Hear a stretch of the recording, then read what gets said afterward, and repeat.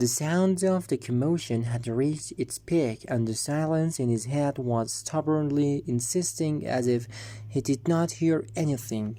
The sounds were fading away. He was lost in his situation, when suddenly, with a cold hand that was placed on his shoulder, he jumped like a possessed person. His friend Sophia, who was the host of the assembly, looked at him with a half-smiling smile and said, "You've turned a corner." Then he stood with his hands on his chest.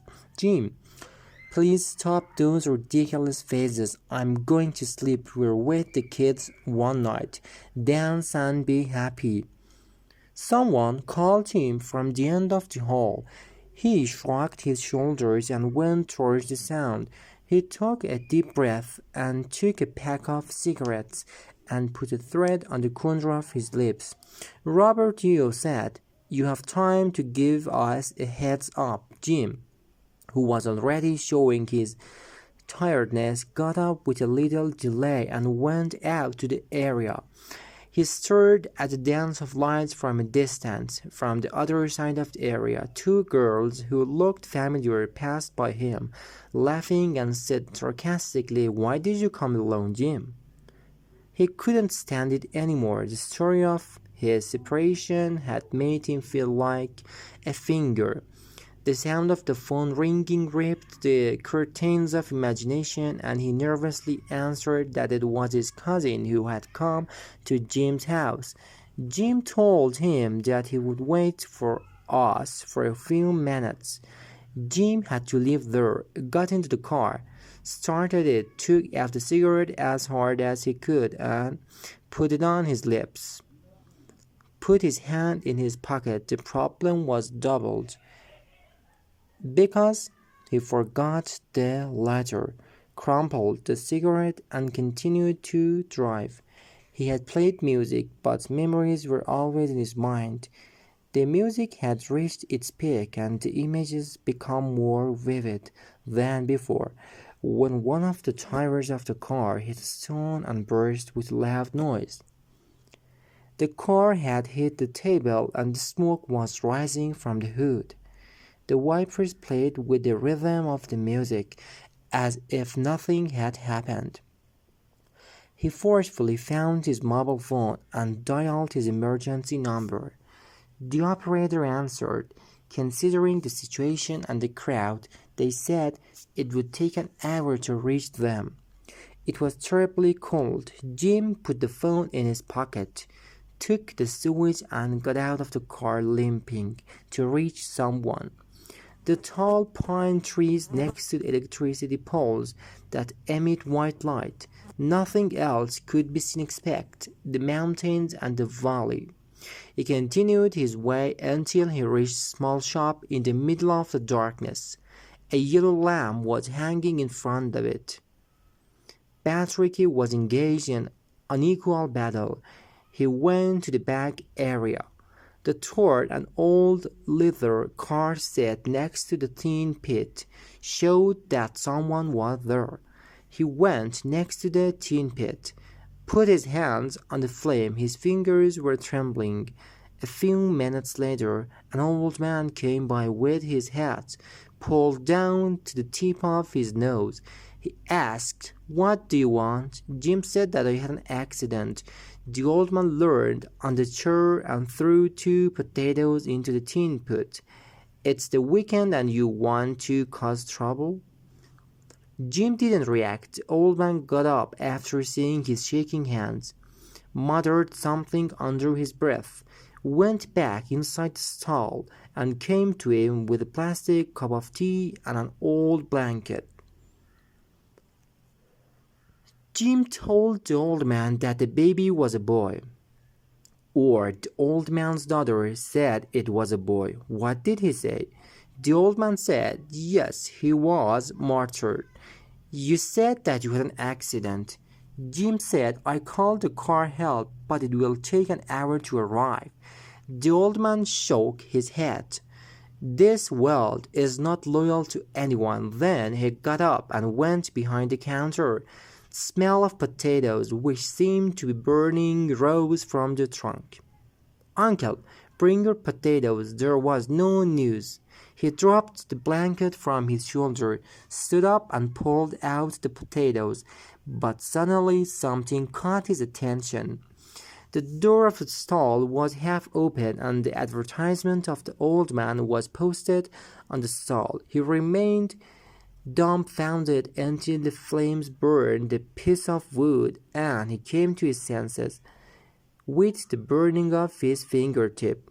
Who was next to him a few moments ago stirred. Horasan got out of there and returned the way he had gone. He was looking behind him. Finally, he reached the place where he left the car. But there was no trace of the car where the car was, and it is no longer there. He sat down on the asphalt. He had a strange headache due to his tiredness. Inevitably, he returned to the counter, his heart beating faster and faster. Everything seemed normal. The yellow lamp in front of the tin pit stall. Atash caught the smell of burnt potatoes on his mobile phone, but the battery had reached the bottom and it was turned off. He jumped up at the voice of the old man and turned his head in fear. The old man smiled while pulling down the sleeves of his clothes and squeezing water from his fingertips. He said, I had gone to take ablution. The old man's expression changed and he went to stall and closed the door. Jim was holding his head in his hands and moaning. He returned to the road, going this way and that like a homeless person, and the rain added to all the bad luck. A car could be seen in the distance. He raised his hand. The driver stopped. Sir, how are you? Jim said. No. The driver said, I need help. Jim said, please take me somewhere. The driver said, I have a passenger. I have to follow him. If you want to ride him, I will take you there. The driver's cell phone rang. It was his passenger. The mountains were very scary in the dark. Moments later, they stopped next to a small village. A tented woman, holding a little boy's hand, got into the car. Minutes passed in the silence. A few moments later, as if a few villages away from the cemetery, the driver braked. Jim looked surprised. The woman and the child got out and went to one of the gravestones. The driver went to get water for the car. Jim just watched them talk. He looked at the woman for a moment. The woman gave the boy a flower branch and rose water from her bag, and he himself poured the rose water on the stone. Moments passed until something came out from under the stone in the middle of a fog and took shape. He closed his eyes and opened them several times. He could not believe that it was the spirit of that man. The boy was shaking hands and sitting on the sides. There was still no news of the driver. For a moment, the boy pointed at Jim with his index finger, got up, and came towards him calmly. Time has passed, but when he opened his eyes, he saw a car in a forest and a fog that covered both sides of the road. His lights were off. He reached to see something he shouldn't have seen. The car was the same car of his lover, and there was a boy inside. They were making love. He forgot everything out of anger and hit the car window while screaming. But they were so in love that they didn't understand. He got up and picked up a big piece of stone and threw it at the car. The window broke. At that moment, the driver of the taxi arrived. The driver said, "Where did you go, brother?" Jabim himself did not know why, but he had nothing to lose. He got in the car with sadness. The boy got out of the car and looked around. They passed by them quickly. Jim got into a taxi and they traveled the route as if it had no end. They kept turning around until the car stopped in front of the old man's stall. The driver said, "I'll be back now." Mohsen was mad.